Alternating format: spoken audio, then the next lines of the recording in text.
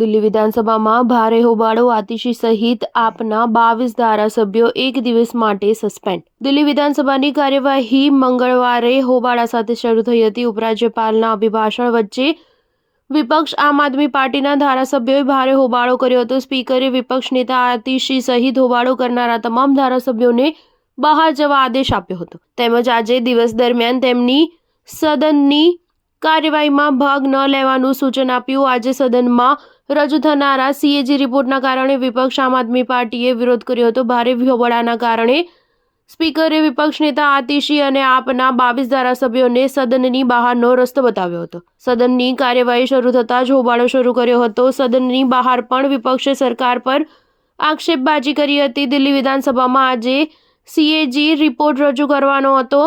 આ રિપોર્ટમાં આમ આદમી પાર્ટી પર મુખ્યમંત્રી આવાસ અને મોહલ્લા ક્લિનિક્સના રિનોવેશનમાં કથિત ગેરરીતિઓનો ઉલ્લેખ છે.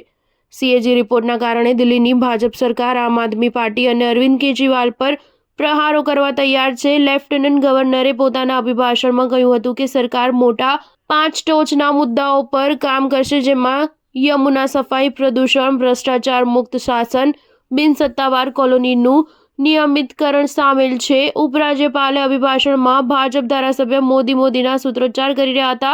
બીજી બાજુ સદનની બહાર કરવામાં આવેલા આપના ધારાસભ્યોએ બાબા સાહેબ આંબેડકરની તસવીર સાથે દેખાવ કર્યા હતા. તેમણે કહ્યું કે ભાજપ માટે બાબા સાહેબ કરતાં પણ મોદી મોટા છે. આતિશીએ નિવેદન આપ્યું કે ભાજપની CM ઓફિસ અને મંત્રીઓના કાર્યાલયોમાંથી બાબા સાહેબની તસવીર હટાવી મોદીની તસવીર લાવવામાં આવી છે. સ્ટાર ન્યૂઝ 7 હંમેશા સચ્ચાઈની સાથે.